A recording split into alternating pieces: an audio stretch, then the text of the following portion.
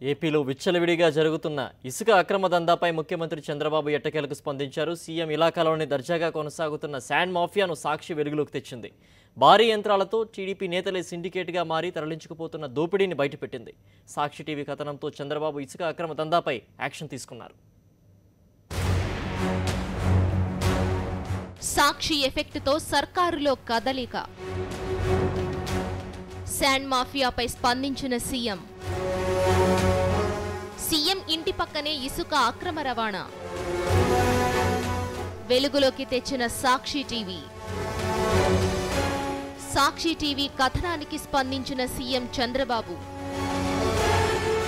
ఇసుక అక్రమ రవాణాపై దాడులు. వెంకటాయిపాలెం, లింగాయపాలెం క్వారీలపై దాడులు. 20 లారీలు సీజ్ చేసిన అధికారులు. ఏపీలో చంద్రబాబు ఉచిత ఇసుక విధానం ప్రవేశపెట్టడం సొంత పార్టీ నేతలకు అవకాశంగా మారింది. యథేచ్ఛగా భారీ యంత్రాలతో క్వారీల నుంచి ఇసుక అక్రమ తవ్వకాలతో పాటు రవాణాను దగ్గరుండి చూసుకుంటున్నారు. ఇది ఎక్కడో జరగలేదు. చంద్రబాబు ఉండవల్లిలోని లింగమనేని అక్రమ కట్టడంలోని అధికారికంగా నివసిస్తున్న ఇంటికి మైలు దూరంలోని 2 ఇసుక క్వారీల్లో జరుగుతుండడాన్ని సాక్షి టీవీ బయటపెట్టింది. ఉండవల్లి పక్కనే ఉన్న వెంకటాయపాలెం, లింగాయపాలెంలో అక్రమంగా ఇసుకను దోచేస్తున్నారు. ఈ శాండ్ మాఫియాపై సాక్షి వెలుగులోకి తేవడంతో ఈ 2 క్వారీలపై సీఎం చంద్రబాబు అధికారులను దాడులు జరపాలని ఆదేశించారు.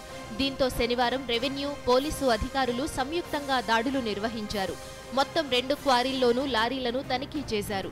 అక్రమంగా తరలిస్తున్న 20 లారీలను సీజ్ చేసి వారిని పోలీస్ స్టేషన్కు తరలించారు. ఇసుకను తోడుతున్న ప్రొక్లైనర్ను మాత్రం అలానే వదిలేశారు.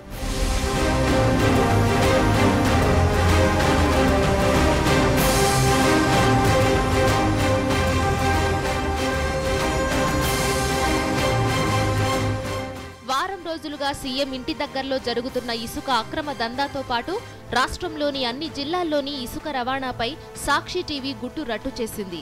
ఈ క్వారీల్లో ఉచితంగా ఇసుక ఇవ్వాల్సి ఉండగా అధికార పార్టీ నేతల దందా కారణంగా సామాన్యులకు ఇసుక దొరికే పరిస్థితి లేకుండా పోయింది.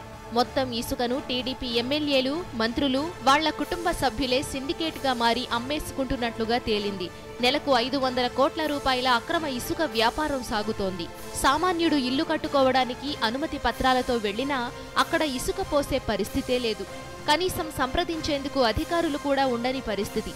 రాష్ట్ర వ్యాప్తంగా ఈ ఇసుక దందాలో 9 మంది మంత్రులు, 44 మంది టీడీపీ ఎమ్మెల్యేలతో పాటు వాళ్ల కుటుంబ సభ్యుల ప్రమేయం ఉన్నట్లుగా మైనింగ్ అధికారులు తేల్చారు. మరి సీఎం ఇప్పుడు చేయిస్తున్న దాడులు లారీలకే పరిమితమవుతాయా, లేక మంత్రులు, ఎమ్మెల్యేలు, టీడీపీ నేతలకు కూడా వర్తిస్తాయా? వేచి చూడాలి. ఎన్ సతీష్, ప్రిన్సిపల్ కరెస్పాండెంట్, సాక్షి న్యూస్.